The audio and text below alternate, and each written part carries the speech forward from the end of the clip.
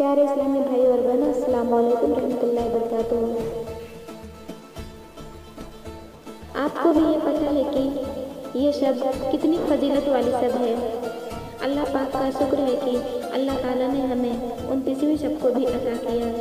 आइए हम 29वीं शब के बारे में जानें। 29वीं शब को 4 रकात नमाज नफिल 2 सलाम से पढ़ें। हर रकात में बाद सूरह फातिहा के सूरह कद्र एक बार, सूरह अखलास 3 बार पढ़ें। बाद सलाम के सूरह अलम नज़र 70 मरतबा पढ़ें। इंशाअल्लाह ताला ये नमाज वास्ते कामिल ईमान की बहुत अफजल है।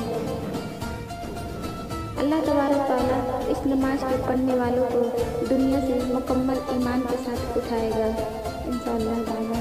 माह रमज़ान की 29वीं शब को 4 रकात नमाज 2 सलाम से पढ़ें।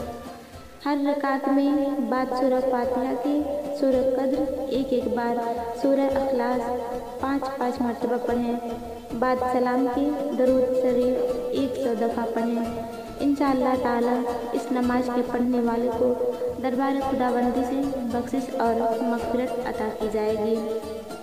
माह रमज़ान मुबारक की 29वीं शब को 7 मरतबा सूरह वाक़िया पढ़ें। इंशाअल्लाह ताला तरकी रिज़्क़ के लिए बहुत अफजल है। ये माह मुबारक तो हमसे अलविदा होने ही वाला है। अल्लाह पाक से मेरी यही दुआ है कि अल्लाह ताला हम सभी को ज़िंदगी और सेहत सलामत रखें और हमें ईमान के साथ अपनी रहमतों और मोहब्बतों के साथ रखे और हम सभी को मदीने के ताजदार, दोनों आलम के मालिक व मुख्तार के इर्शदात और उनकी मोहब्बत में रखें और हम सभी को माह रमज़ान मुबारक के रोज़े रखने की तौफीक अता फरमाए। आमीन। माह रमज़ान मुबारक के बाद अल्लाह ताला ने हमें माह शव्वाल अता करेगा इंशाअल्लाह ताला। माह शव्वाल की 2 तारीख को 6 रोज़े नफल के रखने की बड़ी फजीलत है।